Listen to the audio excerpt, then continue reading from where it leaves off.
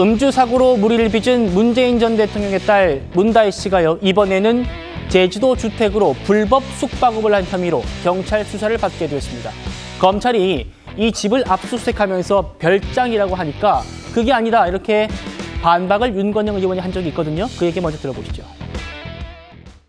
공유 숙박업을 하기 위해서 문다혜 씨가 대통령 퇴임 이후에 먹고 살 궁리를 하자라고 해서 공유 숙박업을 하기 위해서 오래된 지인으로부터 그 집을 구입하게 되는 겁니다. 기존에 있던 주택을 팔아서 숙박업 등록도 됐다면서요? 에어비앤비에 등록은 돼 있죠. 그런데 민박 숙박업, 농촌형 민박 숙박업으로는 등록돼 있지 않은 걸로 알고 있어요. 에어비앤비가 뭐 그렇죠, 네. 그냥. 그리고 나서 손님도 받는다면서요? 네, 맞습니다.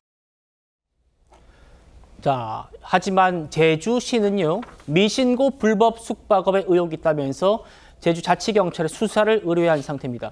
그러니까 별장이 아니라 숙박시설이라고 주장했는데 정작 숙박업 등록은 안 돼 있고, 저희가 또 추가 취재해 보니까 민박업, 한옥 체험업 등록도 안 돼 있더라는 겁니다. 자, 최 의원님, 어떻게 들리십니까? 그러니까 숙박업을 하려면 그게 뭐 에어비앤비든 아니면 민박업이든 뭐든 간에 하여튼 관청에 등록을 해야 되잖아요. 네. 그냥 뭐 공유 사이트에 이런 거 제가 하겠습니다라고 하면 그거는 국가와의 관계에서 그 어떤 허가를 받은 게 아니거든요.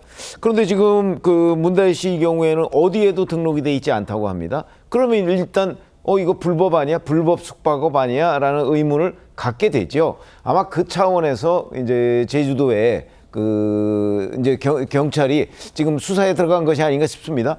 만약에 불법 숙박업이 확인이 된다면 그에 따른 처벌을 당연히 받아야 되겠죠. 예, 설주환 변호사님. 네. 윤건영 의원이 뭐라고 했냐면 에어비앤비에는 등록돼 있다. 네.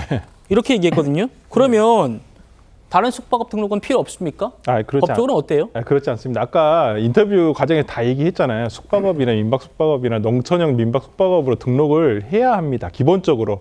에어비앤비라는 건 하나의 플랫폼이에요. 어떤 이러한 집이 있다는 것을 숙박업소가 있다는 것을 소개해주고 거기에 대해서 대신 결제를 해가지고 연결시켜주는 하나의 플랫폼이지 에어비앤비에 등록이 돼 있다 해서 우리나라 관련 법규에 있는 어떤 민박업이라든지 숙박업에 관련한 법률에 등록돼 있지 않다고 한다면 그 자체로 위법한 숙박 행위가 되는 것이고요. 그리고 최근에 에어비앤비도 이러한 점을 각성해서 지금 국내에서 어떤 합법적인 지금 숙박업을 유지하기 위해서 이런 합법적인 등록된 숙박업소만을 등록할 수 있게끔 하겠다라고 해서 지금 자정작용을 하고 있거든요. 네. 그런 면에서는 아까 윤건영 의원께서 이미 다 자인하고 있는 것으로 저는 보이는데요. 이거에 불법이다라고 얘기하시는 거랑 저는 그렇게 봅니다. 그러니까 윤건영 의원이 거짓말이나 잘못된 해명을 한 게 아니라 제대로 된 해명을 하는 거다. 이런 말씀이죠. 네, 다 맞는 말이라는 거죠. 건데요. 예.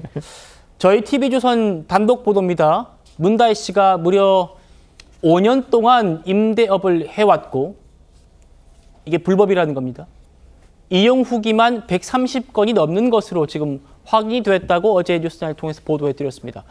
저희가 숙소 공유 사이트 계정을 통해서 확인을 해봤더니 문다혜 씨는 자신의 직업을 집순이다.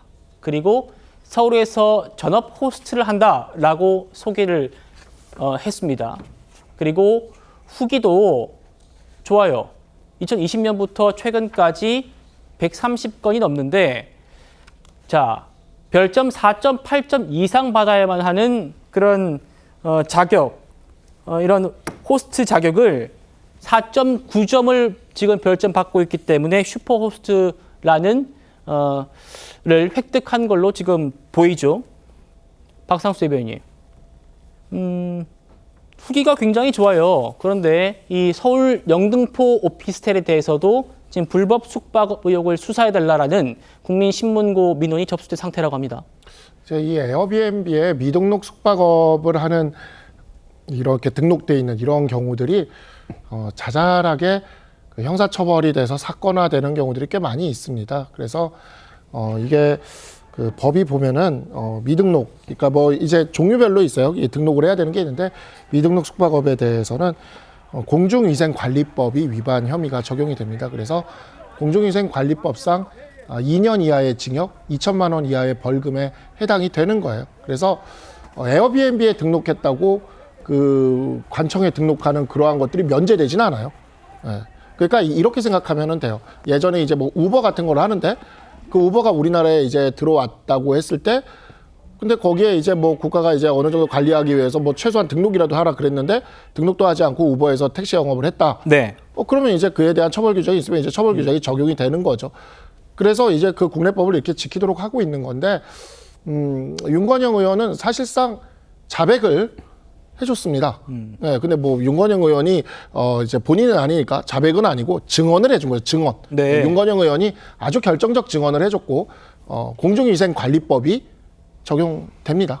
네, 이거는 너무 그냥 일반적인 사건이에요. 미등록에서 숙박업을 했어. 그러면 그냥 이 법이 기계적으로 적용되는 거예요. 2년 이하 징역, 2천만 원 이하 벌금이. 음주운전이랑 같은 사건이라고 볼 수 있습니다. 알겠습니다.